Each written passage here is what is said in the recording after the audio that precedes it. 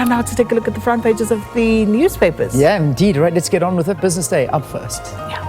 So that's the front page. Transnet rails at failed port bidder, and a legal challenge by APM Terminals is opportunistic, according to CEO Phillips, and she stated that in an affidavit. Now, the Transnet CEO Michelle Phillips has called out the losing bidder for the Durban Container Terminal Pier 2 operating license for trying to use the courts to cajole it to accept a lower bid for a prized asset that accounts for nearly half of South Africa's port traffic.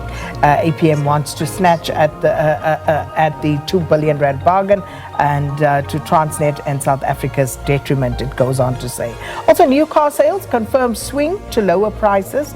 Goldfields confirm more Gold Road talks, and Chinese PGM miner put on notice by the JSE. And finally, the SA cozies up to Global Fund with privileges. All right, next one is The Star. And looking at The Star, this one they reading with AXA's leadership crisis deepens and amid scandals. So that's what they're talking about there. Allegations of fraud and mismanagement raise concerns over AXA's leadership integrity. Then the other story there is nuns break silence on sexual abuse in the Catholic Church. So a story now that's getting onto the front page. Remember that the conclave, that's where the election of a new pope begins on Wednesday. That's the 7th. So, but nuns sexually assaulted by priests are one of the last Catholic taboos.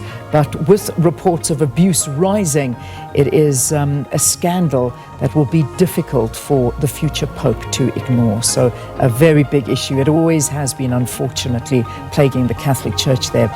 DA remains an enemy of the people. That's what Panyaza Lesufi has to say. The ANC Gauteng provincial co-convener, Panyaza Lesufi, has said that the DA should still be regarded as an enemy of the people, a force that seeks to undermine the interests of South Africans. So that's a comment that he has had, and they've got all of the details in The Star this morning. So I'll leave it there. That's the front page of The Star. All right, so moving on to The Citizen. DA on its way out of the GNU.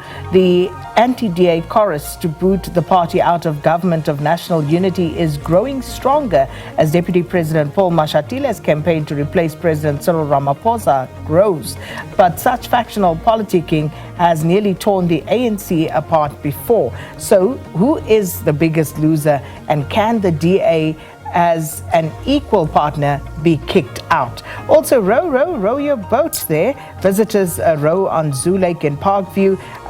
This was yesterday as Friends of Zoo Lake celebrated 121 years of the lake. Also, Lesufi fans Zeno flames, and no Cook sisters for EFF as they anger Kleinfontein residents. The CEO condemns the unruly, aggressive, destructive manner of the protest action, and blah blah for 15 hours. Now, the Maldives President Mohamed Muizu addressed a press conference for nearly 15 hours, according to his office, claiming it broke a previous record held by Ukrainian leader Volodymyr Zelensky. Now, the conference by the 46-year-old President Muizu began on Saturday, and then it continued for 14 hours and 54 minutes with brief pauses for prayers, according to his office. Oh, wow. Apparently, it was responding to journalists' questions. That would be hell. If I must say. Imagine taking that one live. Yeah. Okay. Goodness me, 15 hours. Anyway, quickly into the Sowetan we go. And the Sowetan saying City Power spends 100 million rand to keep workers safe. A surge in attacks on its employees forces Joburg entity to use millions on private security to ensure service delivery.